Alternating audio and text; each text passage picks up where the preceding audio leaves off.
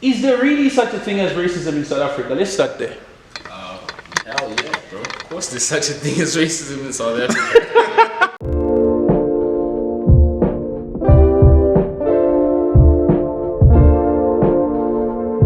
Okay, bro, let's introduce it. So what up, guys? Welcome back. My name is Luke, and yes, where we at? Primal Spirit Distillery. And yes, guys, we just wanted to do a quick one because we came across a very interesting video today. The incident took place at Stellenbosch, right? Bosh. Ah, God. Stellenbosch University, yes. It took place at Stellenbosch. What, Bosch? Bosh. Stellenbosch University, yeah. It took place there, and yeah, we just wanted to give our opinion because, I mean, majority of the crowd, rather the public, reacted and placed it within the racism box and said, oh no, there are some underlying motives of racism, that are reflected within that very incident, because this white student, this white boy, was urinating on the belongings of a black student at the university. And why are you peeing in my room? Huh? Why are you peeing in my room, bra? Waiting for someone. Huh? Oi. What, bra? I mean, we need to look at this matter from different perspectives before we can really conclude as to, oh no, racism and all, because is there really such a thing as racism in South Africa? Let's start there. Hell yeah, bro. Of course there's such a thing as racism in South Africa. What? It's a question, Chris. It's a question. It is a question. Yeah. You're right, bro. There is. There is definitely racism. If history has anything to say, I mean, obviously, having lived through 50 something plus years of apartheid, well, the country, not me, I'm not that old. And then if you have a system like that was around for such a long time, it takes time before it dies out, right? A lot of people still hold on to those views, those attitudes, and some people might even raise their kids like that. You don't even know. I mean, it sounds messed up and sounds bizarre, but True. We can't deny the fact that racism is alive and well and kicking. So, But don't you think to some degree now, it's a bit subtle, it takes on a different form? Like, you won't find a person of a different color coming to you directly and telling you, giving you the K, serving you with the K word in your face. straight up. Of course, we don't use the N word. Here it's a K word. Yeah. So yeah. Different country. Yeah. They don't say K words here. What N words? They say K words here. So you don't usually get people doing that. Don't you think it has masqueraded itself in a different manner? Yeah. It's way more subtle. You see it in different ways. People choose to express it in different ways. For me, I take offense at that, because if you're gonna be racist, at least be openly racist. Don't try and do it in a nice way. Don't be polite racist. I hate polite racist, bro. Just be straight up, so I know this is what you're saying, this is who you are, and then I can distance myself from you and be like, okay, cool. I'm not trying to mess with you. Go this way. But yeah, it's a lot more subtle. We don't get people being so open about it. Some people still, although we frown upon them in society, you still get people doing that. But yeah, one can definitely agree that being openly racist or having a racist system per se is hugely frowned upon these days. So more especially within our institution. Of course, man. Public institution, especially an educational institution, man. Come on. Okay. Can't do that. So with that said, what do you think? Because for me personally, I'm going to look at this situation and I'm going to be like, well, we need to see the relationship between that existed. Because I mean, this guy must have known the black student. And what's the nature of their relationship? Exactly. Because from us looking from the outside as the public, we really don't know if they were playing games. Is this the manner in which they interact with each other? I mean, we can look at that as well. We can't literally just conclude, you know? I just thought of something, man, and it's not. You know why people might think it's racist? There was an incident similar to this, I think, so many years ago. I still remember that incident. We were Yeah. very young by then. Exactly. I must have been in grade 8, grade 9, somewhere there, where there was a white boy who was basically doing all sorts of messed up things to his domestic worker. I think lady. no, I think I was in like grade. I think I was still in primary, Chris. Yeah, man. Definitely. I still remember was that. grade 8 when that happened.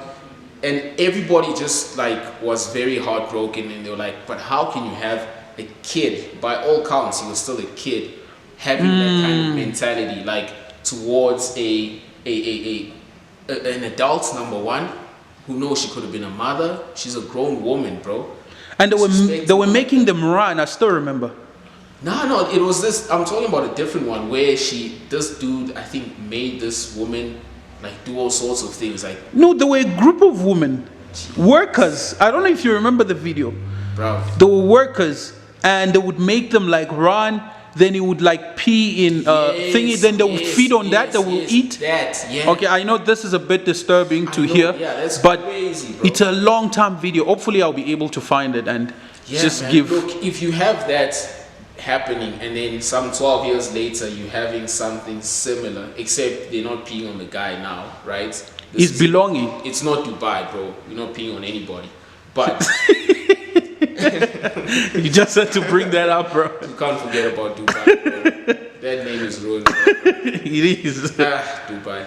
Forget about Dubai. So even if it's on somebody's belongings now, it's not difficult to join the line, the dots, connect the dots, and be like, these two incidents they're way too similar. You can now kind of justify it as racist if you look at it from that point. I think now it makes sense as to why the public is outraged by it, because it's almost it's a reflection of each other. The two incidents literally reflect each other. On this one, it's just being on the belongings, but then again, you are doing it to a black. Exactly. You see, the cry. You know the story of the boy who cried wolf. Mm-hmm. In South Africa, our wolf cry, to a large extent, is racism. We True. can't deny that. It's become gender-based violence in recent times, but it has been for a long time racism. Mm-hmm. You do something messed up and you'd be like, what's the easiest way to make this a social issue? It's racist. Boom. So it's an easy gateway. It's an easy path to take for anything that would be otherwise offensive. True. Right? True, Especially true. if there's obviously a color difference, such as a white person, a black person. Could have been any other two races, but still, the racism one is the easiest one to look at. Yeah, it is. I mean, that's the first. I mean, that's like the first thing that clicks into your mind when you see any incident happening between two different, more especially between black and white. Because if it was to happen between like a black and a colored, that's like, okay, it's a normal thing.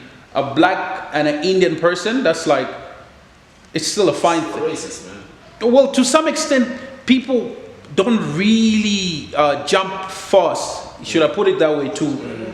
You know, to put it within, to point it out as a racist act or a racist incident. But when it happens between a black and, but it says a lot about the nature of the relationship we have between blacks and white in South Africa.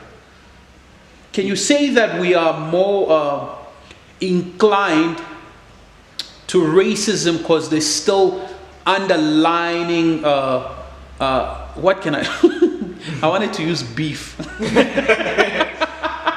Yeah, I wanted to use beef between the two races. Can you say that? Yeah, there's still hostility, there's still anger based on the past. Yeah, there is some beef left over. We're not gonna deny that fact. Damn, leftover beef, right? There's still people that are holding on to the past, and we can't blame them per se. I mean, it's easy to say move on, get over it, but it's not that simple. I mean, come on. Yeah, so yeah, there's still that beef, and especially not just between black and white, but white people and people of color in general. You have that kind of thing whereby if it's an incident between two groups of people of color, we can play it off and say, well, this guy was mad at him, he did this. Isolated incident. White person, people of color, it becomes a problem. You see now. Now you think about, oh shit, what happened before 1994? True.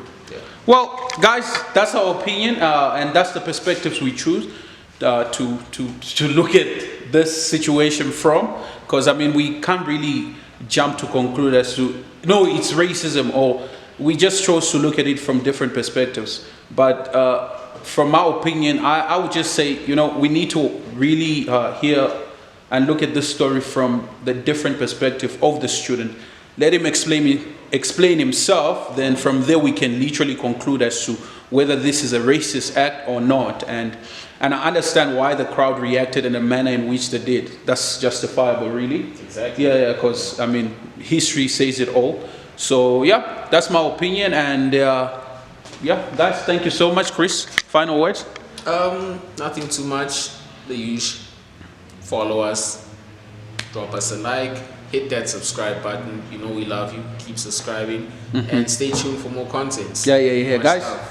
Blessings. Yeah. Guys, that's it from us. Primal Spirit Distillery.